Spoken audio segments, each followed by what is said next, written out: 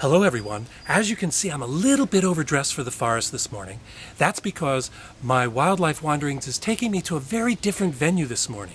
I'm going to be heading out to the dedication ceremony where Governor Deval Patrick and many partners are coming together to celebrate the conservation of over 3,000 acres of land in one project here in western Massachusetts. That's working fields, working forests, wildlife habitat, and as you can see, this beautiful pristine wetland behind me. Before we head off to the ceremony, what I wanted to do is give you a little peek of the wetland and then head down to T. Waddle Hill Farm where the ceremony is taking place. I hope you enjoy.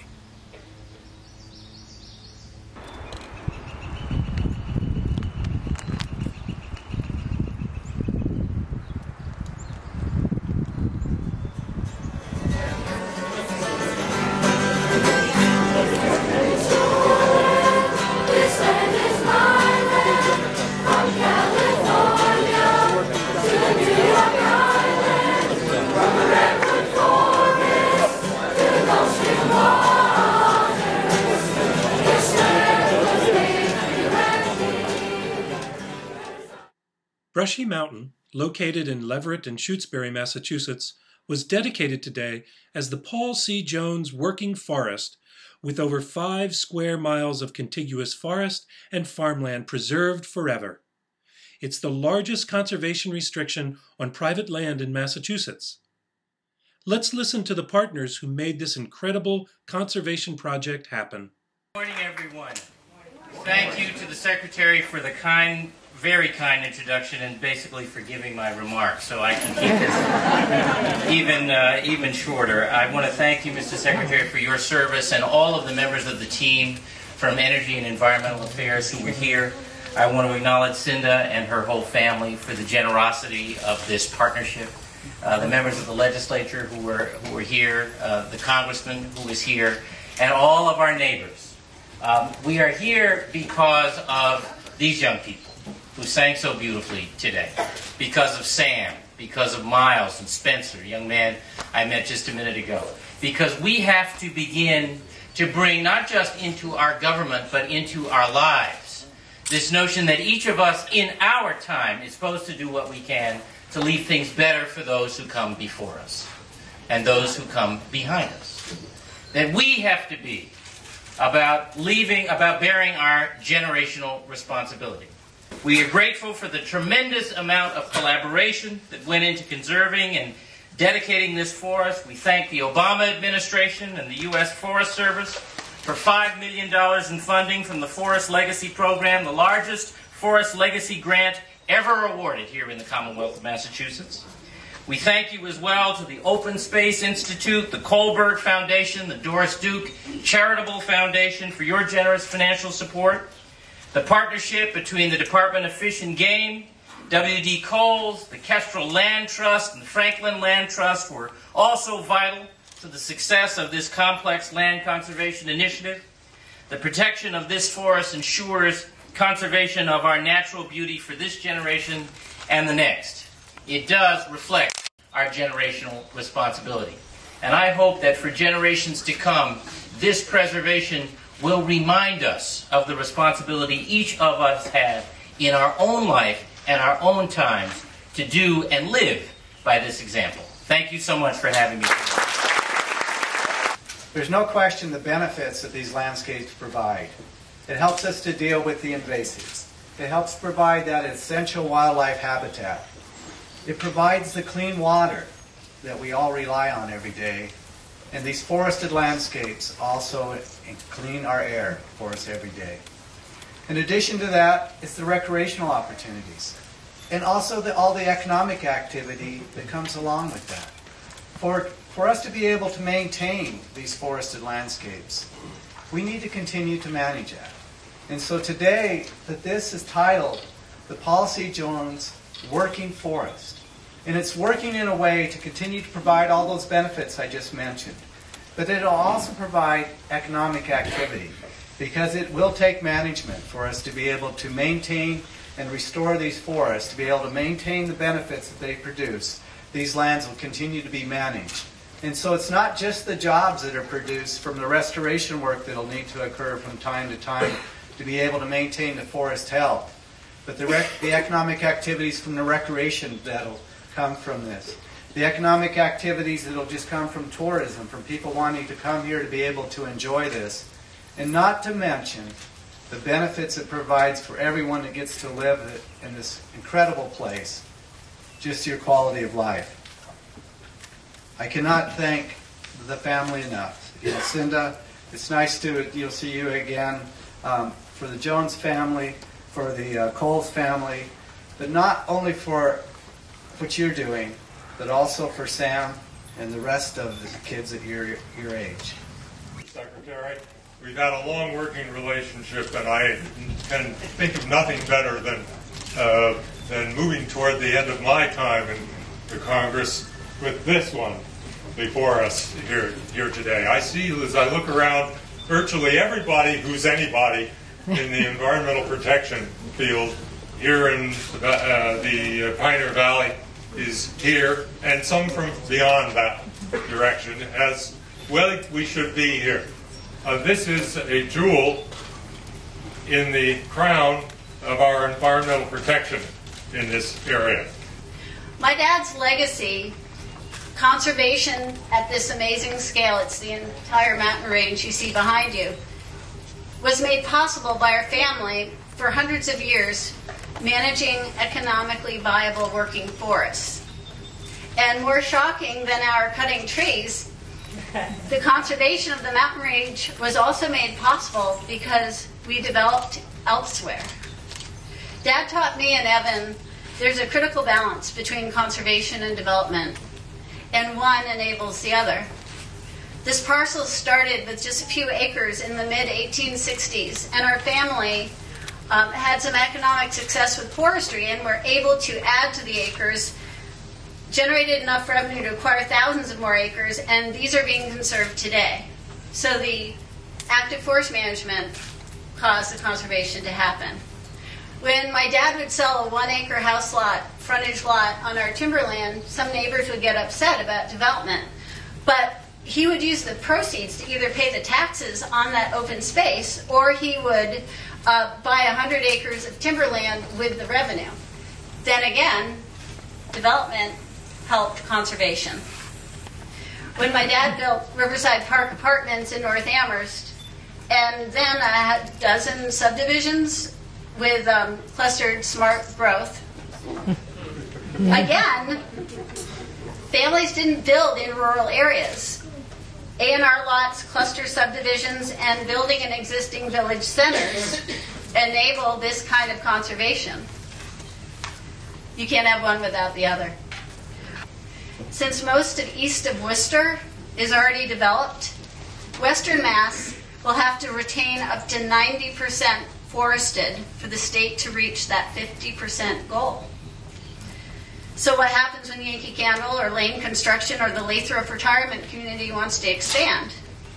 It's critical that we conserve farms and forests at a landscape level, but an overly aggressive forest-only conservation goal that unreasonably hits certain rural towns is not the solution. We need a balance of goals for landscape level conservation and a reasonable amount of development across the state. Now I just want to recognize the people who made this possible. Kristen DeBoer. We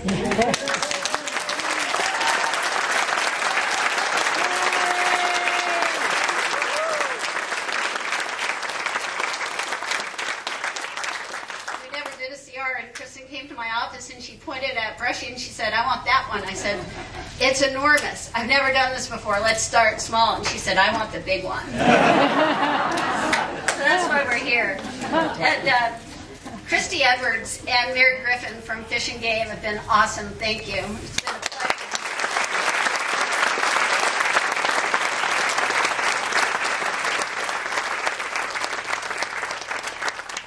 Elaine Puderoy and the Franklin Land Trust have been excellent partners. Thank you.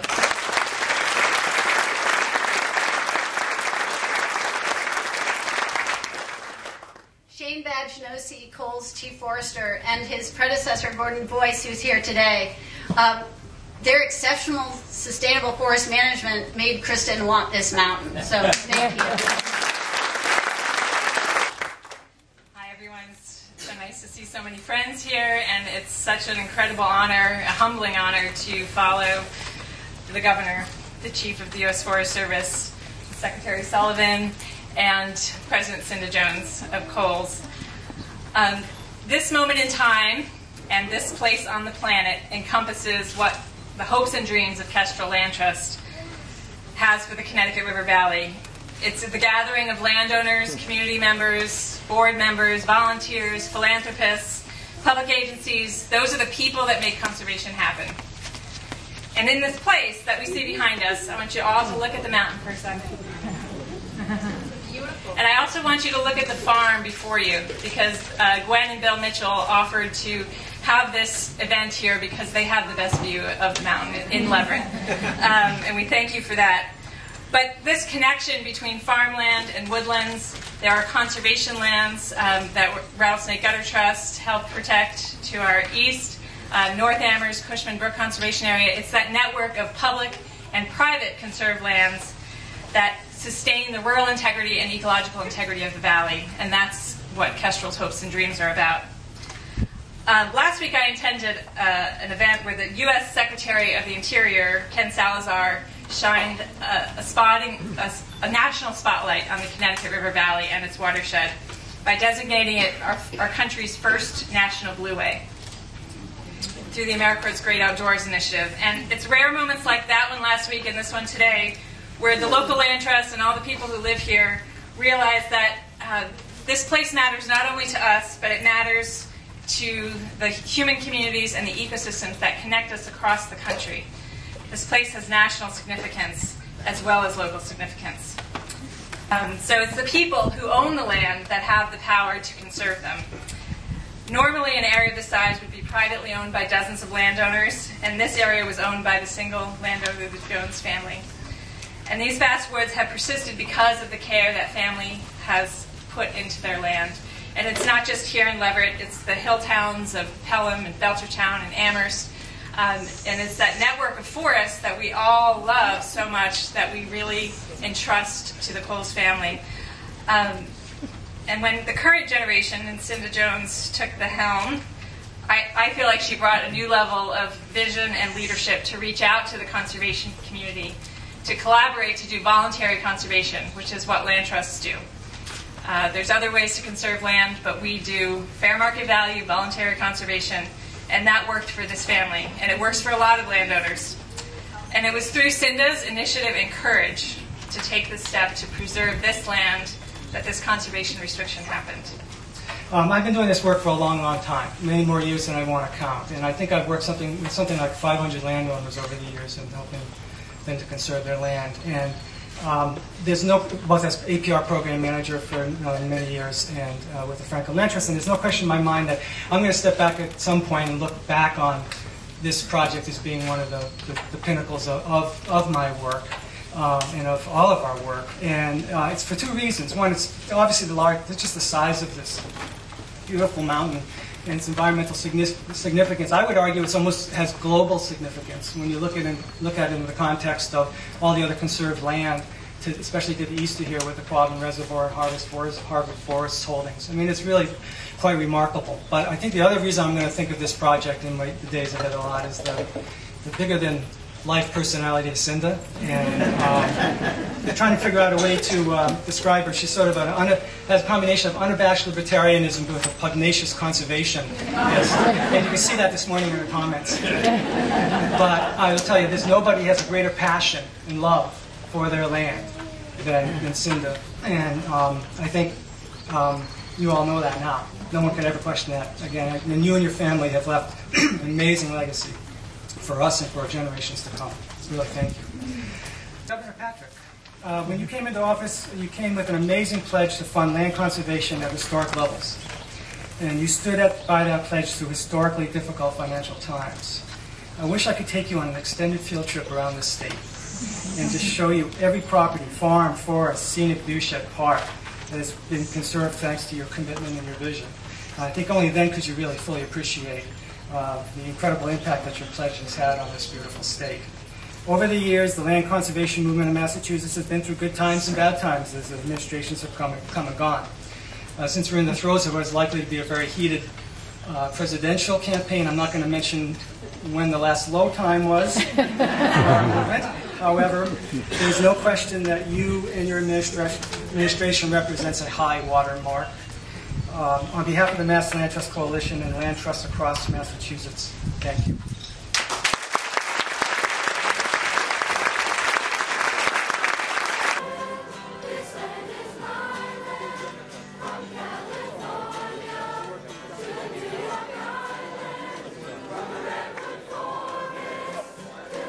The protection of this forest ensures conservation of our natural beauty for this generation and the next. It does reflect our generational responsibility. And I hope that for generations to come, this preservation will remind us of the responsibility each of us has in our own life and our own times to do and live by this example. Thank you so much for having me. We never did a CR, and Krista came to my office and she pointed at Brushy and she said, I want that one. I said, it's enormous. I've never done this before. Let's start small. And she said, I want the big one. So that's why we're here.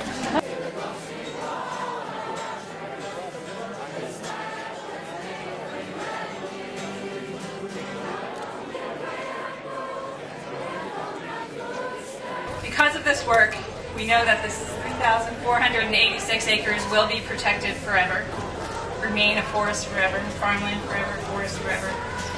This is Paul's legacy, your legacy, and I'm proud to have shared in it. Finally, in closing, many of you, the governor spoke, the U.S. Forest Service chief spoke of the economic benefits of conservation, and those are very important. The habitat benefits, biodiversity, the acres, the animals. But in closing, I'd like to speak about the intangible benefits, our quality of life, the solitude, the emotional and spiritual connection to the land that I think we can all tap into at one point or another. So I'm going to leave you with a poem. It's called My Help is in the Mountain. I actually read this poem on one of the final days of our negotiation to give me the strength to make it all happen. So I'll read that to you now. My help is in the mountain where I take myself to heal. I find a rock with sun on it and a stream where the water runs clear. So I must stay for a long time until I have run from the rock and the stream is running through me. And I cannot tell myself from one tall tree. Then I know that nothing touches me nor makes me run away. My help is in the mountain. That I take away with me. Thank you.